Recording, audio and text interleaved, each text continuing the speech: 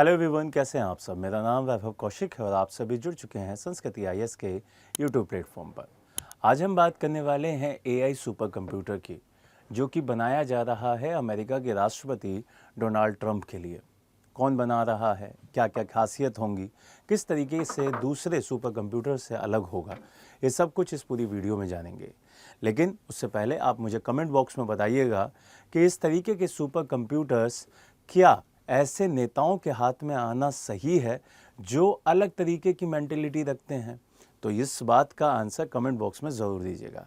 चलिए स्टार्ट करते हैं इस पूरी न्यूज़ को कि ये न्यूज़ क्या कहती है, क्या खबर है।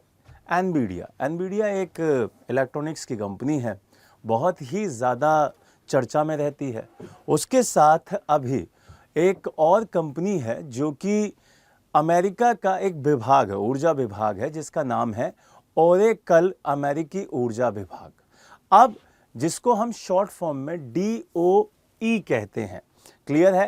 तो एनवीडिया के साथ DOE का मतलब ओरेकल अमेरिकी ऊर्जा विभाग, दोनों ने मिलकर डोनाल्ड ट्रंप महोदय के लिए उनके प्रशासन की पहल पर एक सोलेस्टिक नाम का दुनिया का सबसे शक्तिशाली सुपर कंप्यूटर बना रहे हैं। यह मशीन देश की ऊर्जा, राष्ट्रीय सुरक्षा, विज्ञान से जुड़ी हुई खोजों के आगे बढ़ाने में मदद करेगी।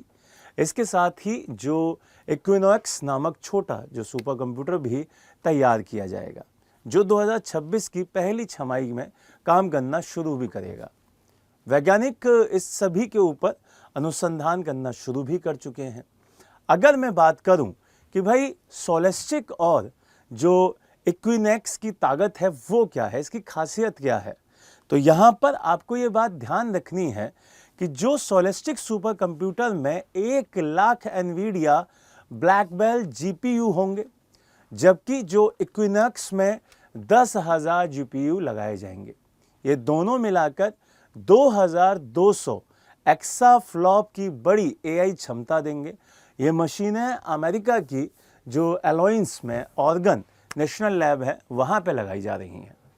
वहाँ वैज्ञानिक इसका इस्तेमाल रिसर्च में, डाटा विश्लेषण में, नए नए ऑप्टिक जो होते हैं ना डाटा, चीज़ों के बारे में पता करने में, आर्टिफिशियल इंटेलिजेंस के बारे में, उस सिस्टम को बनाने में इसका यूज़ किया जाएगा, जिससे विज्ञान और टेक्नोलॉजी, तकनीक दोनों के क्षेत्रों में तेजी आएगी और प्रगति आएगी। अब यहाँ से एक क्वेश्चन और सामने आता है भाई कि इस पर निवेश कौन कर रहा है, इसके ऊपर पूरा खर्चा कौन करेगा।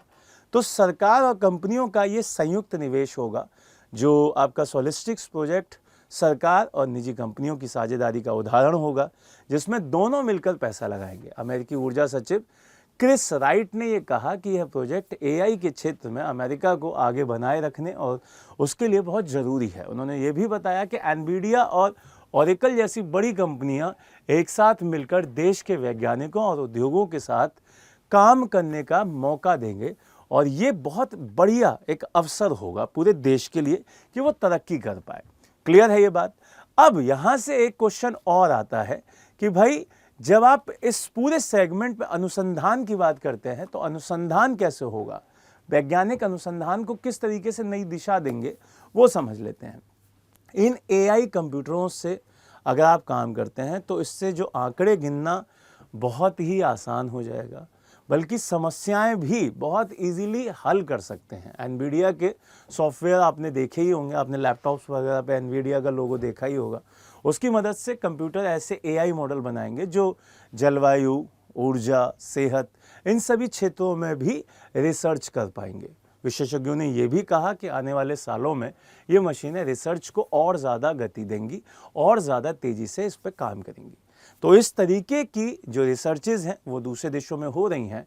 तो अब आप कमेंट बॉक्स में ज़रूर बताइएगा कि भारत में ऐसी कौन सी कंपनी है जो इस तरीके का काम AI की दुनिया में कर सकती है।